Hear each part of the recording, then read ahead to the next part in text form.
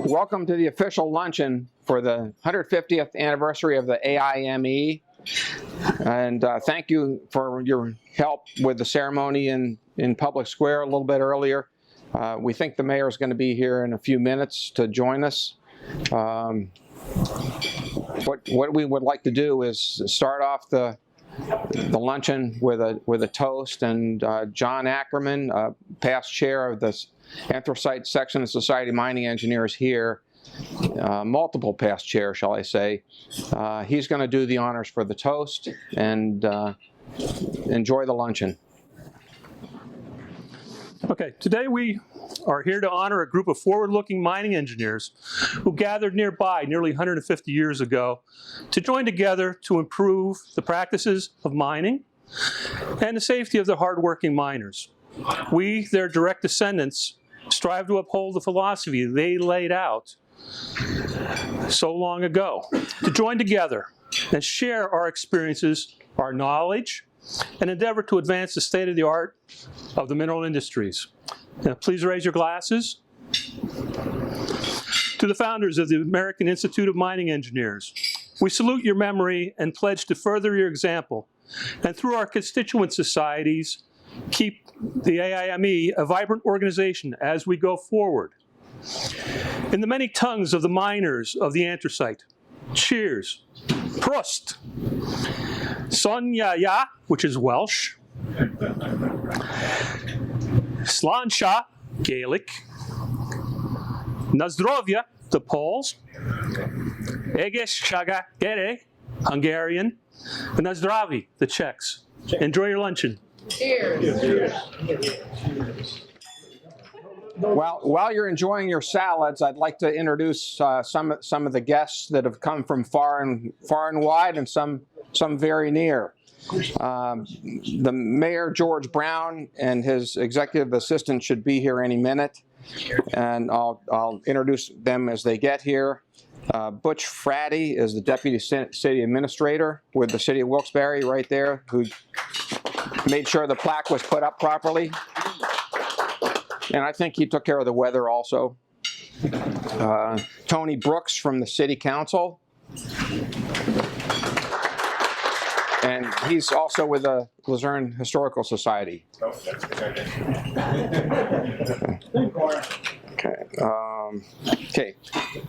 Michelle Laurier Monroe is Executive Director of AIME in Colorado. Without her assistance, this wouldn't have happened. So we very much appreciate all her support and encouragement. George Luxbacher is the current AIME president and is our featured speaker today, right here in the front. Nikhil Trivedi is a past president of AIME from 2016, AIME honorary membership, SME president 2010, SME fellow, 2007 SME president citation, and National Academy of Engineering. Nikhil? Okay, now from SME, Dave Carnegie is their executive director and CEO. Dave?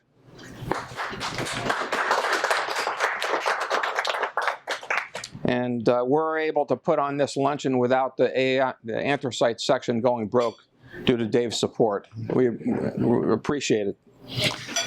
Bill Edgerton, PE, and he's president of SME this year.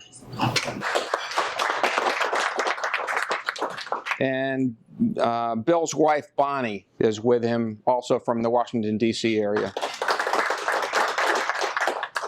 Now, I don't know if Bill mentioned it, but he's actually from the Underground Construction Association division, which is one of SME's societies.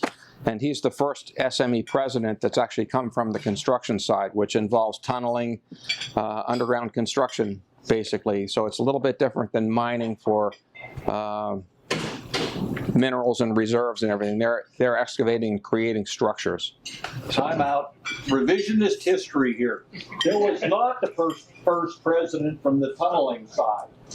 Bill is the first person since tunneling has merged into SME. Just as a historian, Mike Korb here will back me up on this. We have had presidents that are, the guy who wrote the book on tunneling, read my column in SME. The guy who wrote the book on underground construction and tunneling back in the early 1900s was an SME or AIME president. So just set the facts straight. It's great that Bill's here from UCA. We applaud that, but we got to set the record straight.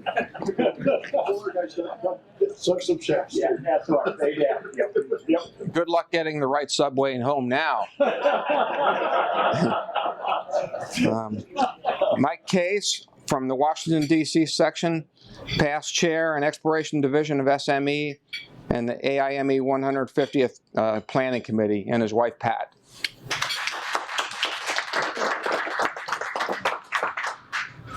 And unfortunately, an old friend of mine, Mike Trivedi from the Pittsburgh section, he wound up in the hospital last night with back problems, so he's not going to be able to drive over from Pittsburgh and join us. But I have to mention his name. I missed him being here. From Penn State's faculty in SME, Raj Romney is a name that really doesn't need any introduction to people in SME and AIME. He has pages and pages of awards that are an indication of his service to our industry and our health and safety and well-being, basically. And he was just recently inducted into the Mining Hall of Fame, and I thank him for being here and for all that he's done for all of us.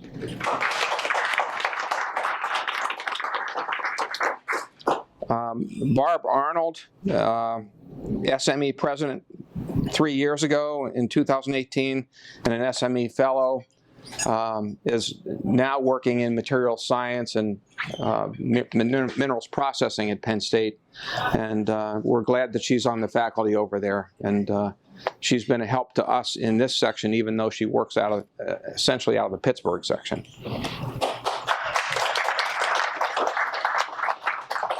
And Sekar Bacharaya is the chair of the mining engineering department there at Penn State, and his wife Gargi. They cut a camping trip short to get over here for the festivities today, and they didn't get rained on camping or over here, so that worked out okay. And he's also the student chapter faculty sponsor there at Penn State, so that's something that our section needs to work. Meeting on Wednesday. Okay. Okay. Tuesday we have a Google meeting for our section on a technical subject, and Sekar, I thought we have the wrong sponsor's name on, or the wrong speaker's name on that. Two. Actually, Ben Bishop, who is the Stanton University professor, he's doing the robotics part. He's the lead author of this. I'm just a supplement. Okay. Okay. Yeah, I had his name on the program, and I thought, okay, there has to be a. I figured you guys had heard about the name. Not yet. Okay. Now, the Luzerne County Historical Society, Mark Rossetti Jr. is Director of Operations and Programs, and did such a nice job at the unveiling today also.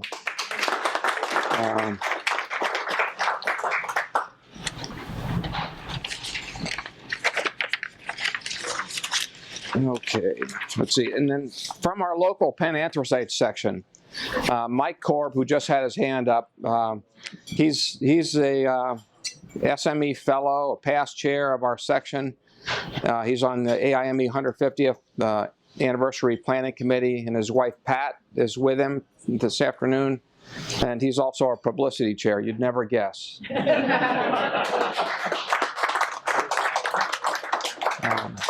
John Ackerman, who presented the toast, he's a multiple-time past chair of our section. His wife Margie and is also with him today. So we thank you for coming. He's the glue that holds the section together, and refers to certain pages in the bylaws, the keep us on the straight and narrow. Parliamentarian. Okay. Next, we have Eric Bella, our secretary, and he's the chair of our Student Relations Committee.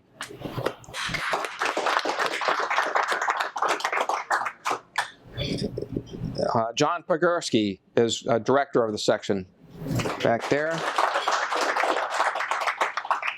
Al Handy, our treasurer. Angela Meck, she is the chair of our MEC committee, and we're already giving her some tasks to complete, shall we say. The list got longer with a couple of the politicians that she met today.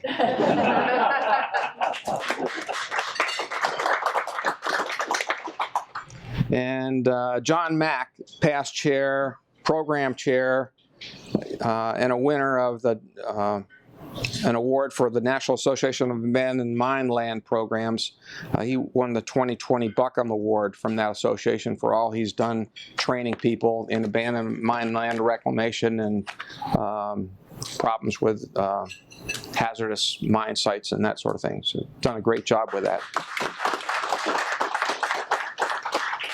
And with that, we have Bill Edgerton has some brief remarks to make before the buffet starts. Be recorded. Yeah, Thank you to all the leaders of the Pennsylvania Anthracite section for sticking to it and putting this on despite the uncertainties of pandemics. It's always important to recognize your roots and where you come from, even as we figure out how we're going to get to the next step here. So it's always important to do that. And speaking of roots, I was just thinking 50 years ago, believe it or not, my first job out of college, I was working, living in Tobyhanna and working in Moscow, Pennsylvania here, building a dam for Pennsylvania Gas and Water Company. So it's always great to come back to where you started. So again, thank you very much for the section for putting this on, recognizing AIME. And who's next, John? Nikhil. Nikhil. Well, good afternoon, everyone. First of all, I was kind of thinking that the mayor of the town would be here, and he is. So I want to compliment you for 150th anniversary of your fine city, and I'm delighted that you are here today to help us out. It's a special occasion for all of us. It's 150th for the city of Wilkes-Barre. It's 150th for AIME. And I want to just share a few things that are close to my heart as it comes to AIME. As some of you know, I served AIME as president in 2016, and that's just one of the things. My association with AIME dates back to 1969, when I was a financially struggling foreign student at the University of Nevada in Reno at Mackey School of Mines. It was a decision point for me where I would continue with my studies or I would survive. And WAME, the Women's Auxiliary of AIME, stepped forward to save the day for me. So that lifeline that I got is what prompted me to pretty much do a lifetime of service to AIME. So Dave Carnegie knows I've served SME to the best of my capability, and I served AIME to the best of my capability, and it all comes from that sense of gratitude I felt. You know, earlier the congressman mentioned that AIME does scholarships. You're looking at a prime example of the success of that scholarship program. And I think I would like you to take that message back when you do go, that these scholarships do mean a lot to some people. So that's one thing. The second thing is, you know, when Barbara was president of SME, she combined some defunct sections. One of my home sections was the Eastern Pennsylvania section and the Philadelphia section. So she said, no, I don't want them. So the two sections merged with the Penn Anthracite section. So this is my home section. And honestly, with what we've seen today, I am very proud of what this section has done. And it reminded me of 5 years back when I came up here and John Ackerman and I dedicated that plaque on River Road in downtown Wilkes-Barre. So again, it was a great honor. At that time, you guys demonstrated your capability, and you continue to do that, for which I'm very proud, because now this is my home section. I have this other thing that I want to point out to a few people. You know that in October of this year, the AIME group, and hopefully a much larger contingent, will be coming to Bethlehem, Pennsylvania, to celebrate AIME's association with Lehigh University in its earlier decades of AIME. Well, you know, George Luxbacher always talks about history and history of AIME, and to the extent that I got fed up with it. So I said, wait a minute, I need to find a linkage with my adopted hometown, Easton, Pennsylvania, with AIME. And George, I found it. So I'm going to tell you what I found. What I found is that the first 22 founders of AIME, one of them was a professor, Justus Silliman. Silliman was a professor at Lafayette College. Well, Lafayette College happens to be this little college on the hill in my little town. Little do people know that after that, on the next day, when other 25 people joined up, there was another professor, Frederick Prime Jr.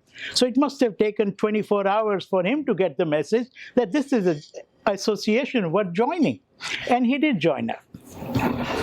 People don't know the other thing, and that is that the two other founders, Rossiter Raymond and Thomas Brown, right after the founding of AIME, they joined the faculty at Lafayette College. And they stayed there for almost a decade, both of them. So all four of them, primary movers of AIME, were faculty at little Lafayette College in my hometown, my adopted hometown. So I just wanted to set that. The interesting anecdote that comes to my mind, as most people might know who are interested in history, and Mike, you are one of those, Lehigh University was founded by wealth acquired from anthracite mining, Asa Packer. Asa Packer was the primary founder of Lehigh University. But then there was another one who also spent money out of competition or whatever drove him at Lafayette College, and that was Ario Pardee. So there is Pardee Hall at Lafayette College.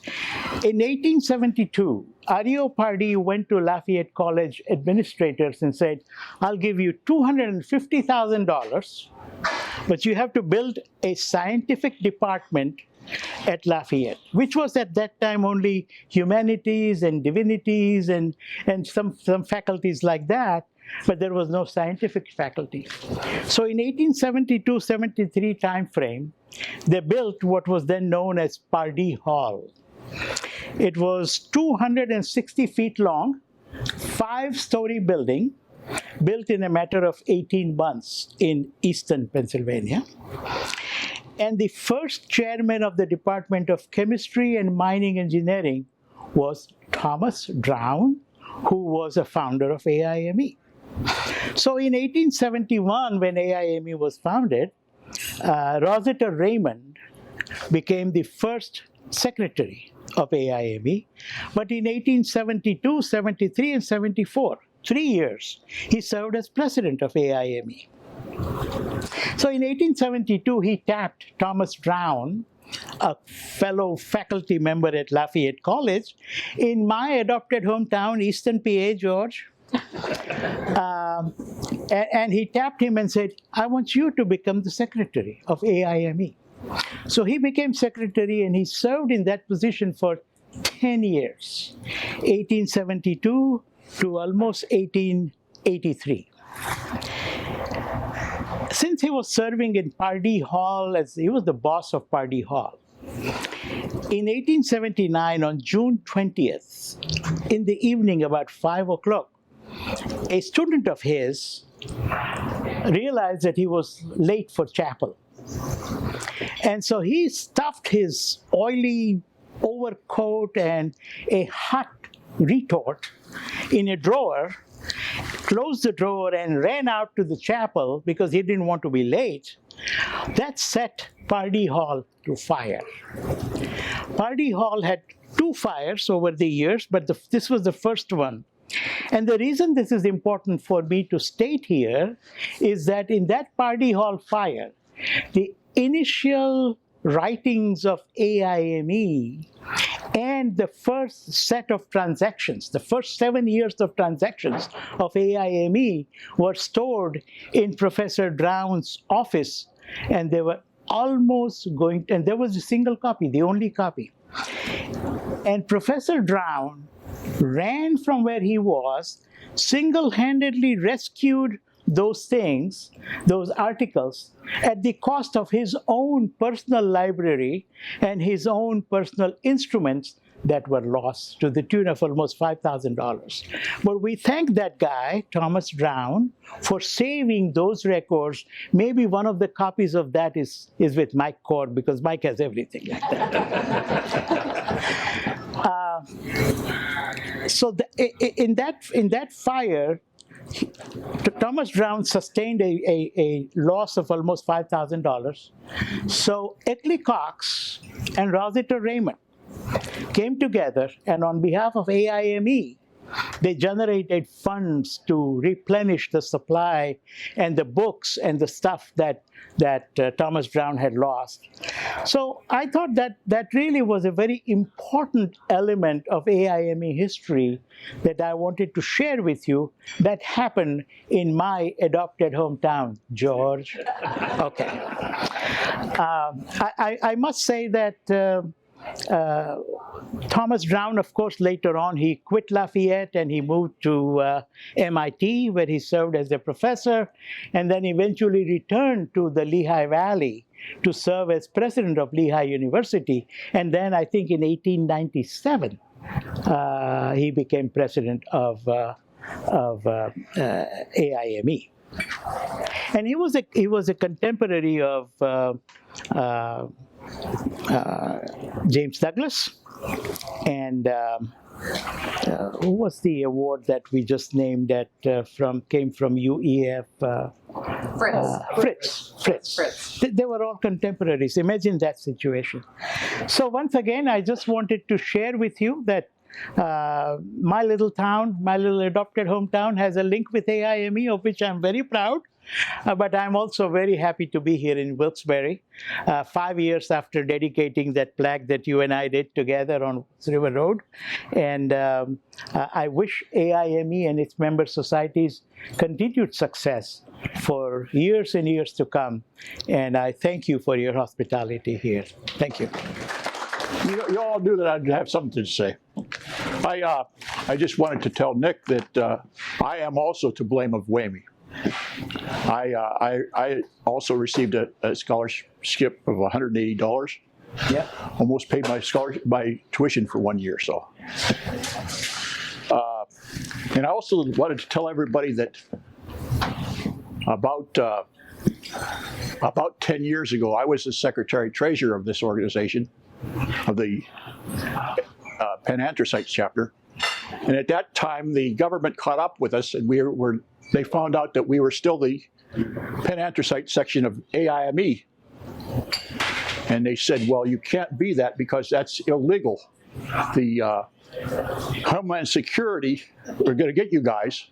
And I couldn't find anybody in the organization to help me fill out the forms so I didn't go to jail. So I finally had to go to the bank, and they helped me because no one in the organization would. But I want to thank everybody for coming to the plaque dedication today. I really appreciate you guys traveling so far, traveling so short, whatever. I believe that Michelle probably gets a prize for the coming from the longest. And I think that probably John Mack probably gets the prize for coming from the shortest, because I think he probably could walk up from here. And I think that you all know that I've been around a little bit, a lot of different places that I've worked and been around. Some people always said that they had a Rolodex filled with my business cards. I went to school at 4 different colleges. I would have gone to either Lafayette or Lehigh, but they both dropped mining the year before I was supposed to go there. I've lived in about 27 different places, worked in about 23 different jobs, and probably the only things I've kind of stuck with have been AIME and my good wife, Pat. And I think that actually she stuck with me. But the door prizes that you got today are me getting rid of some of the crap that I've carried from those four colleges, 23 jobs, 27 places. And you may have, somebody asked me why Pat didn't get one of them. She said she got the best prize because she got rid of all that. So, let me see what, I think I'm doing this now. No, that's the wrong one. Yeah, put my 2 cents worth. I've been working on some talk for some founders of AIME that I've been asked to do in October, but maybe after this today they'll change their mind. And I found out that I'm never going to be a historian, and one of the reasons is I like the researching, but I don't like the writing. I go off on tangents. I'm kind of like my grand dog.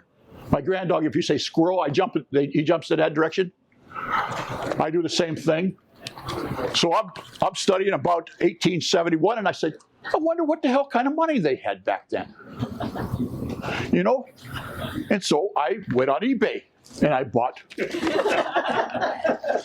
2-cent piece. $40 for a 2-cent piece. And so this is kind of what I'm doing to replace all that other stuff that I gave out today. I also found out that there's a lot of things that I have in common with some of the founders. This is a picture of me over a Photoshop picture of a map that I used to have in my office. I had this sat in my office for about 25 years. It's a picture of the cross-section of the Lehigh Coal Navigation Panther Valley, done by Richard Rothwell in 1869. And this was in my office for, like I said, about 25 years. And I used to tell people, well, obvious, 1869, this guy went to school on a GI Bill after the Civil War. And he got there, and look at how he drew these sections. You know that he just connected the big ones to the big ones, and the little ones to the little ones. Same kind of crap that I did when I was my first job. So I had a lot in common with him, besides the thing on the wall. I actually, it's still on the wall down in Tamaqua. And I asked for them to let me borrow it, and they said no, that they weren't going to let me do that. It's probably just as well because it's awfully dirty sitting in a coal office for last 250 years, or 150 years. Wrong way back. So the other guy that I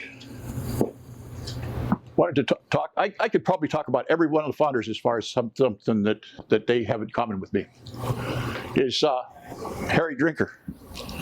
Henry Drinker, I'm sorry. He succeeded Thomas Drown as a president at AIME. Or as a president of AIME, he also president of Lehigh. And this is from his talk that he gave at the Silver Jubilee of AIME in 1921, on May 16, 1921, 100 years ago today.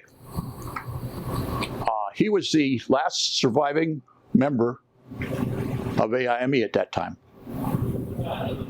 And he addressed them, he talked a lot about the same thing you guys kept saying about how all these guys were industrious guys and went ahead and wanted to save the industry and do good things for the industry and do good things for the workers. But the thing that I thought that he said that was most important were these things here. He was really happy to have been a member of the AIME for all the good friends that he'd made, all the mentors that he had, the people that had helped him out along the line, and then the fact that they all had done that for him. They all stepped forward and said, Drinker was still in Lehigh when he joined. I was still in college when I joined. I've been a member for 60 years also. He's a little bit older than me, though. Not very much.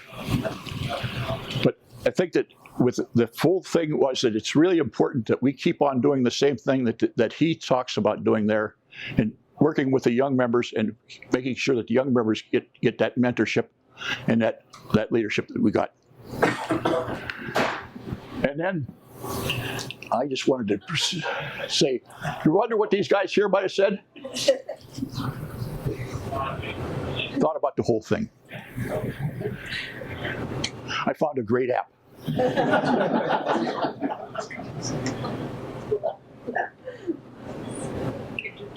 One more guy to move.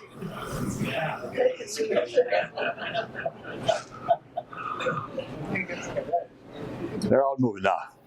I kind of wonder what they would say about what we doing today and what we've done for those last 150 years. And I think they'd be pretty proud of it also.